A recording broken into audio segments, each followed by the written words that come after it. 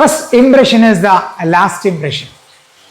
ആദ്യം സൃഷ്ടിക്കുന്ന ഇംപ്രഷൻ അവസാനം വരെ നിലനിൽക്കും. പ്രസന്റേഷനിലും പ്രസംഗത്തിലും ഇതിന് വലിയ പ്രാധാന്യമുണ്ട്. നമ്മൾ എങ്ങനെയാണ് ഒരു പ്രസന്റേഷൻ സ്റ്റാർട്ട് ചെയ്യുന്നത്? സ്വാഭാവികമായും ഒരു ട്രഡീഷണൽ രീതി എന്ന് പറയുന്നത് ആ വിഷയത്തിൻ്റെ പേരൊക്കെ പറഞ്ഞുകൊണ്ട് അങ്ങനെ തുടങ്ങും. അതിൽ പ്രത്യേകിച്ച് യാതൊരു പുതുമയുമില്ല. മറിച്ച് കുറച്ചുകൂടി ഇന്നോവേറ്റീവായി ആളുകളെ നല്ല രീതിയിൽ ചിന്തിപ്പിക്കാൻ പറ്റുന്ന, ആ വിഷയത്തിലേക്ക് അവരെ താല്പര്യം ജനിപ്പിക്കുന്ന രൂപത്തിൽ പ്രസന്റേഷൻ തുടങ്ങാൻ കഴിഞ്ഞാൽ അത് നന്നായിരിക്കും. പ്രസന്റേഷൻ്റെ നിലവാരം നന്നായി കൂടുകയും ചെയ്യും. ഇതിന് ചെയ്യാൻ പറ്റുന്നത്, പ്രത്യേകിച്ചും പറയാറുള്ള ഒരു മെത്തേഡ് എന്ന് പറയുന്നത് സ്റ്റാർട്ട് വിത്ത് എ സ്റ്റോറി. ഒരു കഥ പറഞ്ഞ് വേണമെങ്കിൽ നിങ്ങൾക്ക് പ്രസന്റേഷൻ ആരംഭിക്കാം.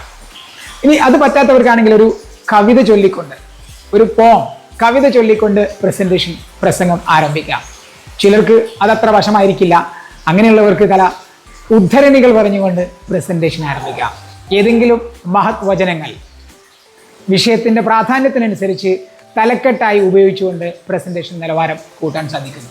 എന്നാൽ മറ്റു ചില ആളുകൾക്ക് ഇതിൽ നിന്ന് വ്യത്യസ്തമായ ഒരു രീതി വേണമെങ്കിൽ സ്വീകരിക്കാം.